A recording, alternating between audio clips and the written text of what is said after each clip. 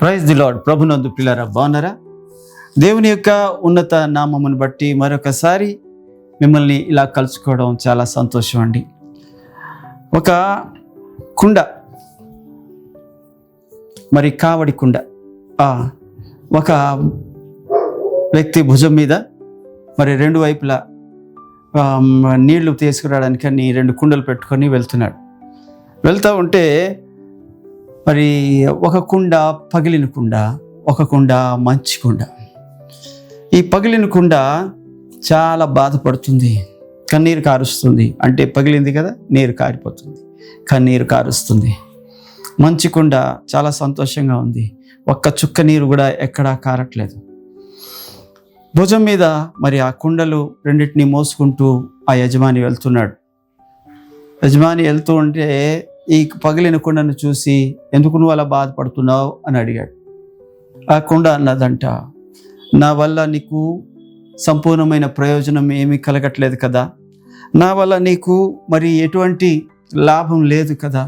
చూడు, నా పక్కన ఆ కుండ, నిండు కుండ, మరి ఎంత బాగా నీకు సేవ చేస్తుందో, ఎంత బాగా నీకు ప్రయోజనకరంగా ఉందో. చాలామంది ఇలాగా పోల్చుకుంటూ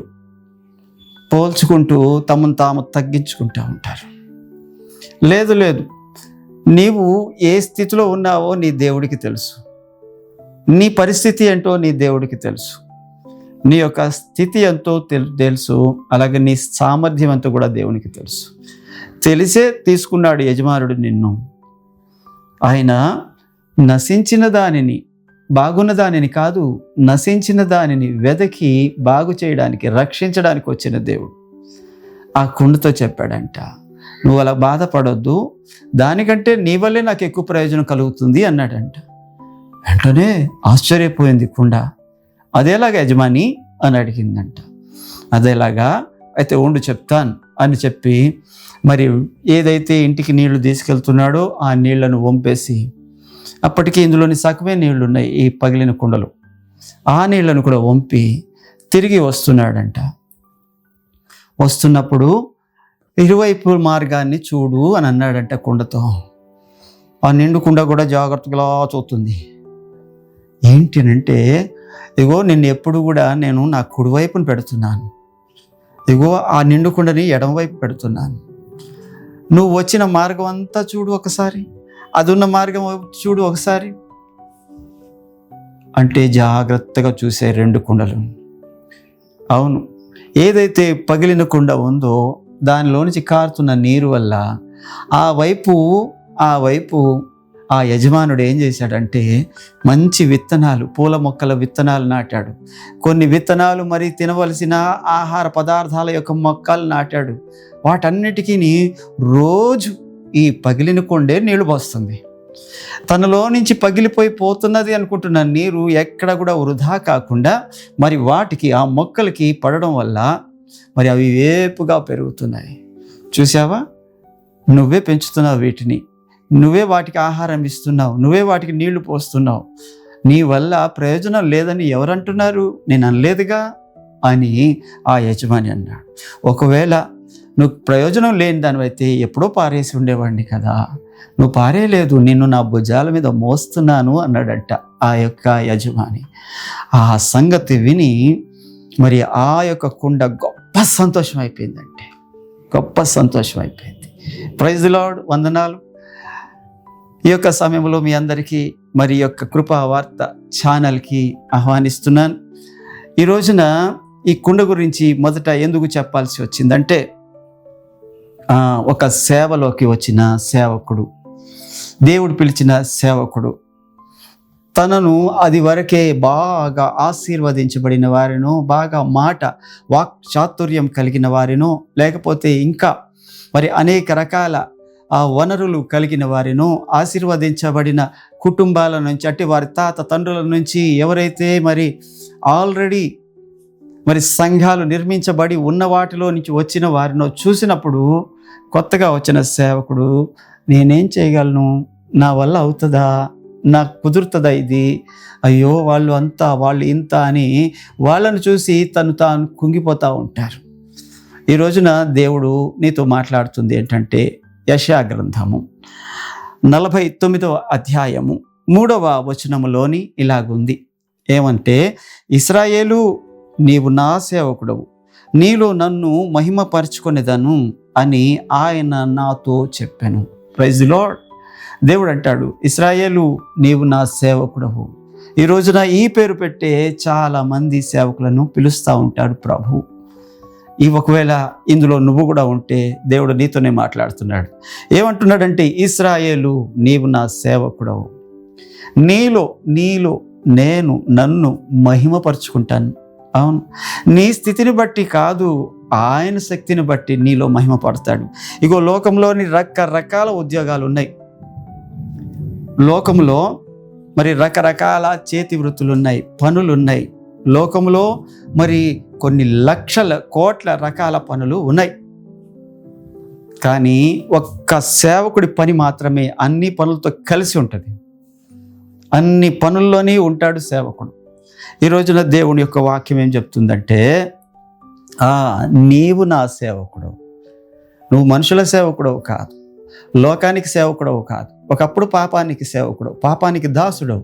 కానీ ఇప్పుడు నువ్వు పాపానికి సేవకుడవు కాదు, నీవు నా సేవకుడవు. నేనెవరో తెలుసా? నేను పరిశుద్ధుడైన దేవుణ్ణి, భూమి ఆకాశములను సృజించిన వాడను. నేను నిన్ను నిర్మించిన వాడను. నీలో నీ ప్రాణాన్ని జీవవాయువు ద్వారా ఊదిన వాడను. నీలో నా ఆత్మను ఉంచిన వాడను. నేను నీ యజమానిని, నీవు నా సేవకుడవు. నీలో నన్ను నేను మహిమపరుచుకుంటానంటున్నాడు.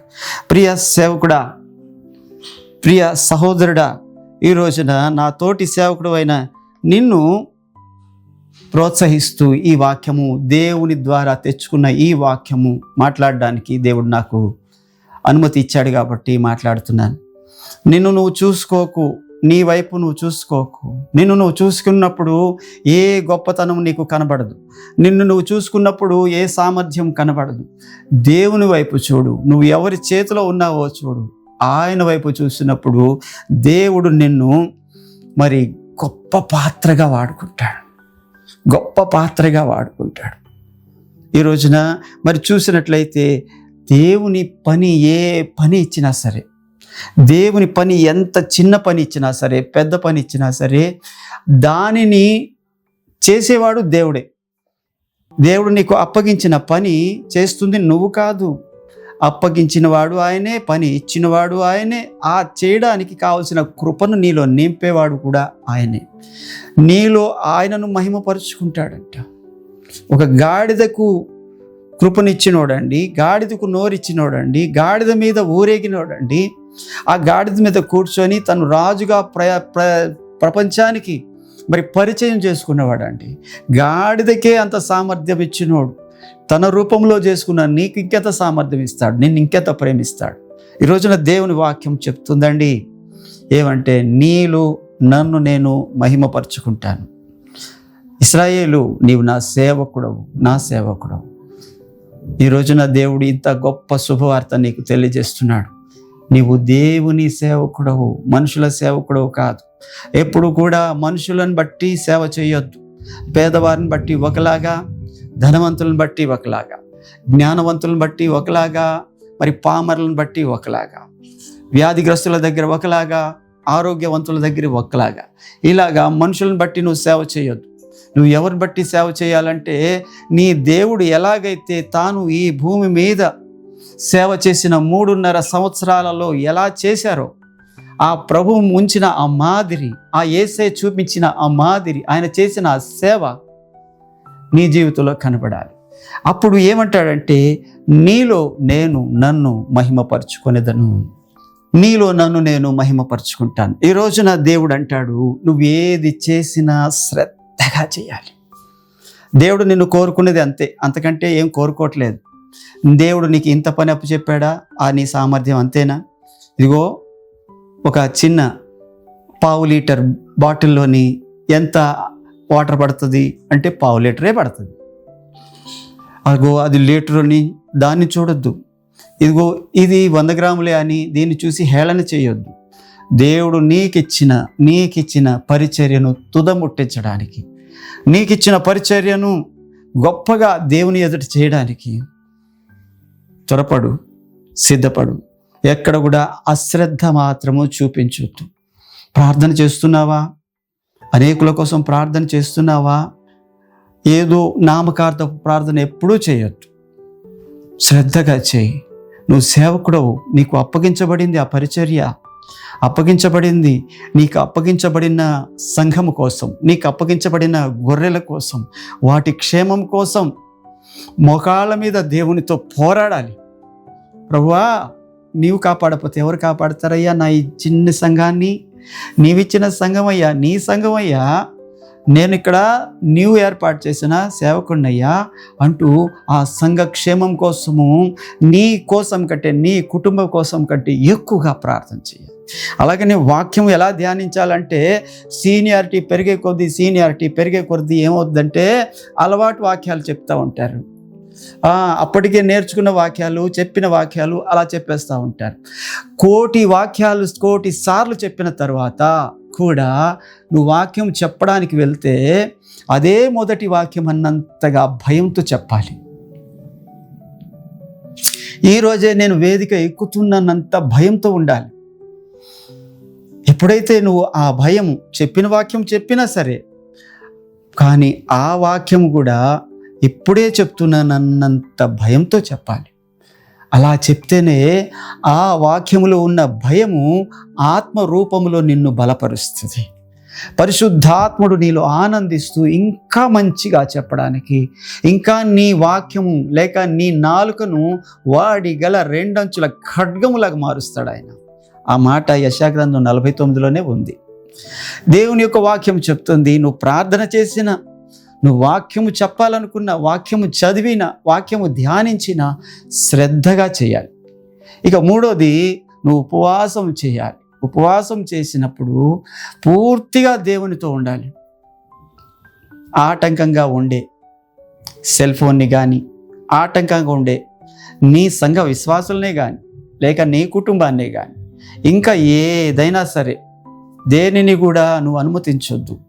ఉండేది 1 రోజైనా సరే, లేదా 21 రోజునైనా సరే, లేదా 40 రోజులైనా సరే, నీ సామర్థ్యం చెప్పు. ఎన్ని రోజులైనా సరే చేసిన ఉపవాసం ఎలాగుండాలంటే శ్రద్ధగా ఉండాలి, అశ్రద్ధగా ఉండవద్దు. ఆ ఉపవాసం అంటే అన్నం మానడం కాదు, పస్తు ఉండడం కాదు. ఉపవాసం అంటే ఉపవాసం, దేవునితో సహవాసం, దేవునితో గడపడం, దేవునితో ప్రార్థనలో ఉండడం, దేవుని యొక్క ముఖం చూస్తూ ఆనందించడం, దేవునిని ఆరాధించడం, దేవుని వాక్యాన్ని ధ్యానించడం, దేవునిలో ఆనందించడం. ఆ ఉపవాసం అలా ఉండాలి, శ్రద్ధగా ఉండాలి. ఉపవాసం, నామకార్థ ఉపవాసాలు నీకు ఆనందము, శ్రద్ధ కలిగిన ఉపవాసాలు దేవునికి సంతోషం. ఈ రోజున నువ్వేది చేసిన సేవ కూడా చాలా శ్రద్ధగా చేయాలి. అశ్రద్ధ నీ పనిలో కనబడకూడదు. నీ శ్రద్ధకు ఏది ఆటంకంగా ఉన్నా సరే వాటన్నిటినీ తొలగించుకో, నీ మార్గం సరళం చేసుకో. ప్రభుకి నీకు మధ్యలో ఏది ఉన్నా దానిని తొలగించు. ఇక చూసినట్లయితే సువార్త కూడా శ్రద్ధగా ప్రకటించాలి. సువార్త కూడా చాలా శ్రద్ధగా ప్రకటించాలి. నశించిపోతున్న ఆత్మల గురించి శ్రద్ధ పడాలి. ఇదిగో వారు నరకం వైపు జోగుతున్నారని వాక్యం చెప్తుంది, పాతాళం వైపు ప్రయాణం చేస్తున్నారని వాక్యం చెప్తుంది. వాళ్ళని ఒక్కడినైనా నువ్వు ఆపవా? 3 యవనస్తులు రాత్రి వేళ చీకటిలో మరి చిన్న గుడ్డి దీపం లాంటి బల్బు వెలుగుతూ ఉంటుండగా మరి ప్రయాణం చేసి వెళ్తూ ఉంటే అక్కడ ఎదుర మరి పెద్ద వంతెన కట్టడం కోసము పెద్ద గొయ్య తవ్వి ఉన్నారు. ఆ సంగతి ఆ యవనస్తులకు తెలియక వెళ్ళిపోతూ ఉంటే అక్కడ ఒక మార్గములోని దారి లేదు, అపాయము, డేంజర్, ప్రమాదము అని ఒక బోర్డు ఉంది. అక్కడ దగ్గరికి వెళ్ళినంత వరకు ఆ లైట్ వెలుగు తక్కువ ఉండడం వల్ల కనబడలేదు. అక్కడికి దగ్గరికి వెళ్ళినప్పుడు వాళ్ళు ముగ్గురిని ఆ బోర్డు ఆపింది. లేక కొద్ది దూరం, ఇంకా కొన్ని అడుగుల దూరంలోని ఆ లోతైన గొయ్యిలో పడి వాళ్ళు నశించి చచ్చిపోయి ఉండేవాళ్ళు. ఆ బోర్డువి నువ్వే. సువార్త ప్రకటించినప్పుడు ఎలా ప్రకటించాలంటే నరకం వైపు, గోతుల వైపు, నాశనం వైపు, పాపం వైపు, లోకం వైపు ప్రయాణిస్తున్న ప్రతి ఒక్కరిని ఆపగలిగిద్ది. ఇదిగో అపాయం, ఇదిగో ప్రమాదం ఉంది అక్కడ, అదిగో ఆరని అగ్ని ఉంది అక్కడ, అదిగో కాలిపోతావు, చచ్చిపోతావు, యుగ యుగాలు నశించిపోతావు అని చెప్పే బోర్డులాగా ఉండాలి. శ్రద్ధగా ఉండు. నొల్లని వారి వైపు దీని మెల్ల చేతులు చాపి వెళ్ళొద్దు, అటువైపు వెళ్ళొద్దు అని ఆపిన దేవుడు నిన్ను తన పనికి పిలుచుకున్నాడు. సేవకుడా, ఎప్పుడు కూడా మొద్దు నిద్ర వద్దు, ఎప్పుడు కూడా నీకు అశ్రద్ధ వద్దు, తర్వాత చేద్దామని వాయిదా పద్ధతే వద్దు. ఈ రోజున దేవుడు నీతో మాట్లాడుతున్న మాట ఏంటంటే, నీవు నా సేవకుడవు, నీలో నేను నన్ను మహిమపరుచుకుంటాను. నువ్వు ఎప్పుడైతే వాక్యము ధ్యానిస్తావో, అంత శ్రద్ధగా వాక్యము ధ్యానిస్తావో, ఎన్నడూ చూడని ఆశ్చర్యకరమైన సంగతులను ఈ పరిశుద్ధ గ్రంథములో నుండి దేవుడు నీకు చూపిస్తాడు. ఎప్పుడైతే ప్రార్థన చేస్తావో దానియేలు వల్లే గొప్ప దర్శనాలను చూపిస్తాడు. మరి ఎప్పుడైతే నువ్వు శ్రద్ధగా దేవుని దగ్గర ఉపవాసం చేస్తావో, మరి ఉపవాసం చేసినప్పుడు దేవుడు తన యొక్క ప్రణాళిక, నీ పట్ల ఉన్న ప్రణాళిక, లేకపోతే తన యొక్క చిత్తాన్ని మోషేకు బయలుపరిచినట్టుగా నీకు బయలుపరుస్తాడు. ఎప్పుడైతే ఉపవాసం చేస్తావో యేసు ప్రభుని ఆత్మ బలము చేత అభిషేకించి మరలా లోకంలోనికి, ఆ అరణ్యములో నుండి పంపించినట్టుగా నిన్ను లోకంలోనికి పంపిస్తాడు ప్రభు. ఎప్పుడైతే నువ్వు ఉపవాసం శ్రద్ధగా, సువార్త శ్రద్ధగా చేస్తావో నీ సంఘము అంచెలంచెలుగా ఆశీర్వదించబడుతుంది. అనేక ఆత్మలు, నశించిపోతున్న ఆత్మలు నీ వైపు ఆకర్షించబడుతుంది. ఈ రోజున సేవకులు, నేను చెప్పట్లేదు, ఎవరో సేవకులు చెప్తున్న మాట మీకు జ్ఞాపకం చేస్తున్నాను. ఈ రోజున సేవకులు చెరువులో కానీ, నదిలో కానీ, సముద్రంలో కానీ వల వేయట్లేదంట. మరి ఎక్కడ వల వేస్తున్నారంటే పక్కోడి బుట్టలో వల వేస్తున్నారంట, గాలం వేస్తున్నారంట. పక్కోడి బుట్టలో నుంచి చేప తెచ్చుకొని తన బుట్టలో వేసుకుంటున్నాడంట. పక్క సంఘాల్లో నుంచి మనుషుల్ని ఆకర్షించుకుంటున్నారంట. ఎక్కడో సంఘంలోని అలిగినోడిని ఈ సంఘానికి రమ్మని పిలుస్తున్నారంట. ఎక్కడో సంఘానికి వెళ్ళవలసిన వాడిని తమ వైపు తిప్పుకుంటున్నారంట. అలాంటి ఆత్మలే మనకొద్దు. నీవు కష్టపడి, నువ్వు సంపాదించుకున్న, నీ దగ్గర బాప్తిస్మం పొందిన, నీ సువార్త విన్న ఆత్మల్ని సంపాదించు. నీ దేవుడు నీకు ఇవ్వడా? పేతురుతో చెప్పాడు, కుడివైపు వలవేయి అంటే విస్తారమైన చేపలు పట్టాడు ఆయన. ఎందుకు అనంటే దేవుడు చెప్పాడు, నిన్ను మనుషులను పట్టు జాలర్లుగా చేస్తాను అని.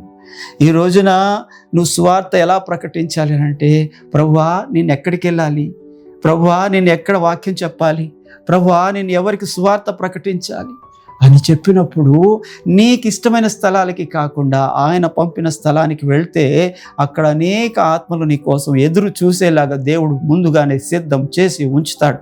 అక్కడ చేపల్ని సిద్ధం చేశాడు ఆ వలలో పడడానికి.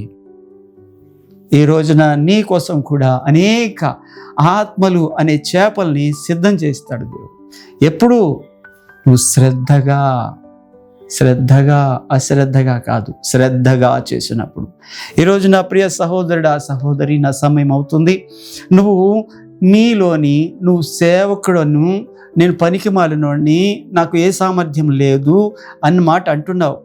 ఒక రకంగా అది ఒప్పుకుంటాను. కానీ నిన్ను ఎంచుకున్నవాడు మాత్రము సామర్థ్యం కలిగినవాడు, నిన్ను ఎంచుకున్నవాడు మాత్రము బలము కలిగినవాడు.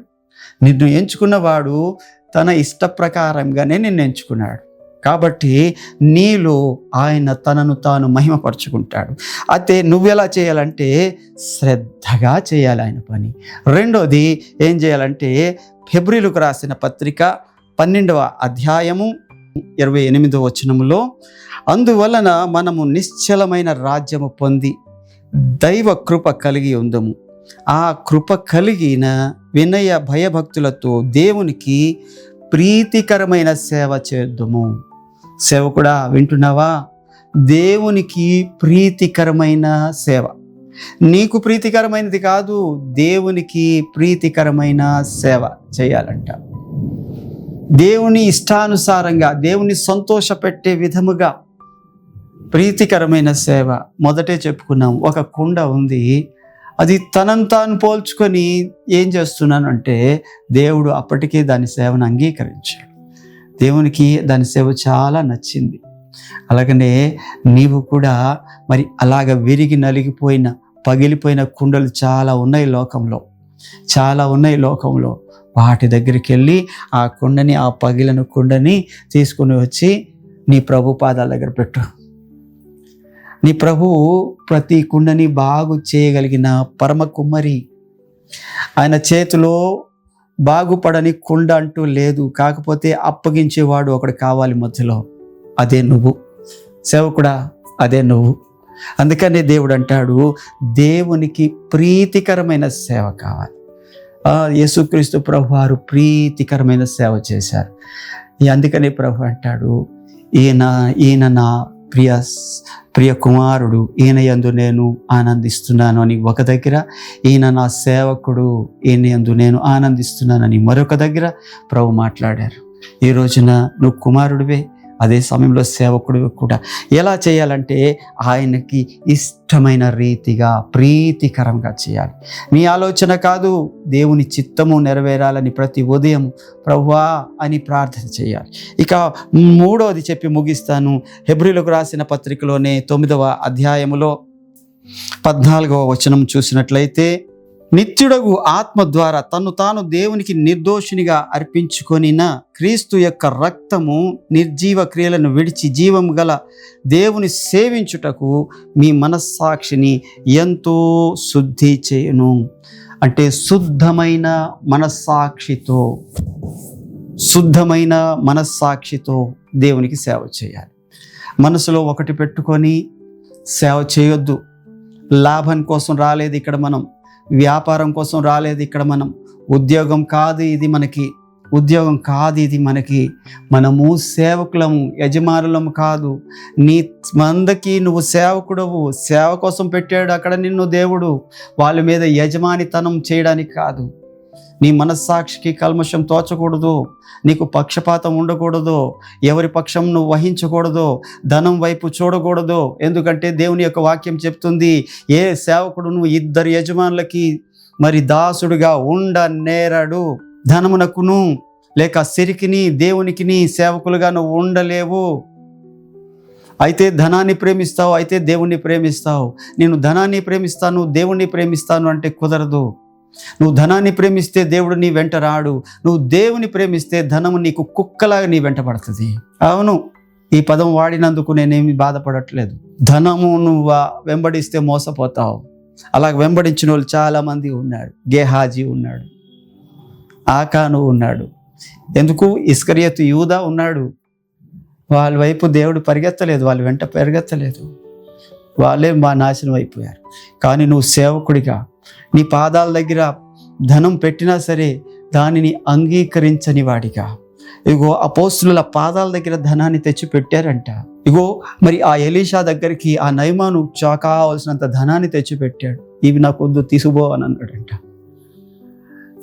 ఒకవేళ ఆఫరింగ్ దగ్గర చేతుల వైపు చూస్తున్నావా? చూడొద్దు. పెద్ద ప్యాకెట్లకి మొదటి స్థానం ఇస్తున్నావా? ఇవ్వద్దు, అస్సలు పట్టించుకోవద్దు. ఆత్మలకు మాత్రమే, దేవుని చేపలకు మాత్రమే, ఆశీర్వదించబడిన చేపలు మాత్రమే నీ పని. అందుకనే దేవుడు అంటాడు, శుద్ధమైన మనస్సాక్షితో సేవ చేయాలంట. అందులో కల్మషం ఉండకూడదు, అందులో పక్షపాతం ఉండకూడదు, అందులో నీ మనస్సాక్షికి కల్మషం తోచే ఏ విధమైన చెడుగు ఉండకూడదు. దేవుని యొక్క వాక్యం చెప్తుంది, ఇశ్రాయేలు నీవు నా సేవకుడవు, నీలో నేను నన్ను మహిమపరుచుకుంటాను. నీలో బలహీనుడివైన నీలో, మనిషివైన నీలో, పాపివైన నీలో, అపరాధివైన నీలో నిన్ను సిద్ధంగా చేసి నిన్ను అన్ని విషయాల్లో బలపరచి నీలో నన్ను నేను మహిమపరుచుకుంటానంటాడు. అప్పుడు నువ్వేం చేయాలంటే ఆయన పని శ్రద్ధగా చేయాలి. రెండోది ఏం చేయాలంటే ప్రీతికరమైన సేవ చేయాలి. మూడోది ఏం చేయాలంటే మరి మనస్సాక్షికి కల్మషము తోచని సేవ చేయాలి. నువ్వు ఒకవేళ చనిపోయినప్పుడు నీ సేవ అంతా ఒక్కసారి కళ్ళు మూసుకొని జ్ఞాపకం చేసుకున్నప్పుడు సంతోషంతో కళ్ళు మూయాలి, సంతోషంతో నిద్రపోవాలి, నిద్రించాలి దేవునిలో. అయ్యో నేను ఆ రోజు వాళ్ళకి అన్యాయం చేశాను, వీళ్ళ దగ్గర ఇలా గర్వంగా ప్రవర్తించాను, వీళ్ళ దగ్గర ఇలా చేశాను అనేది ఏది నీ జ్ఞాపకం రాకూడదు. అదేదైనా ఉంటే ఇప్పుడే సరి చేసుకుందాం. దేవుడు నిన్ను నీ సేవను ఆశీర్వదించునుగాక. దేవుడి వాక్యము మన వెనుకలో దీవించునుగాక. Praise the lord. వందనాలు. చిన్న ప్రార్థన చేసుకుందాం. మహాపరిశుద్ధుడా, ప్రేమ నమ్మకం కలిగిన దేవా, నీకు స్తోత్రాలు చెల్లిస్తున్నాం. ప్రభువా, యొక్క సమయంలో మీ పరిశుద్ధ పాదాల దగ్గర నా తండ్రి మీరు ఇచ్చిన ఈ ఘనమైన ప్రభువా వాక్యము సేవకులను అయిన నన్ను మీరు ఎలాగైతే బలపరిచారో అలాగే నాలాంటి బలహీనులు ఎవరైనా ఉంటే వారిని బలపరచడానికి, ప్రభువా ఎవరైనా త్రోవ తప్పిన సేవ చేస్తుంటే వారి కొరకు ప్రభువా మీరు మాట్లాడించిన మాటల కొరకై వందనాలు. ప్రభువా, ఒక సేవకుడు తను తాను ఉపేక్షించుకొని తన సిలువను ఎత్తుకొని నిన్ను వెంబడించేవాడిగా ఉండడానికి కృప చూపించి ఆ సేవకులను అందరినీ బలపరచమని నజరుడైన యేసు నామములో అడుగుతూ ఉన్నాను తండ్రి. ఆమేన్. ప్రైజ్ ది లార్డ్ అండి. అందరికీ వందనాలు. పిల్లరా, బాగున్నారు కదా?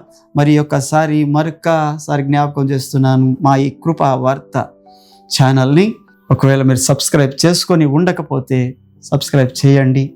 అలాగనే మరి మీ అభిప్రాయాన్ని కామెంట్ రూపంలో తెలియచేయండి. అలాగనే లైక్ చేయండి, షేర్ చేయండి. దేవుడు మిమ్మల్ని ఆశీర్వదించును గాక. Praise the lord. వందనాలు.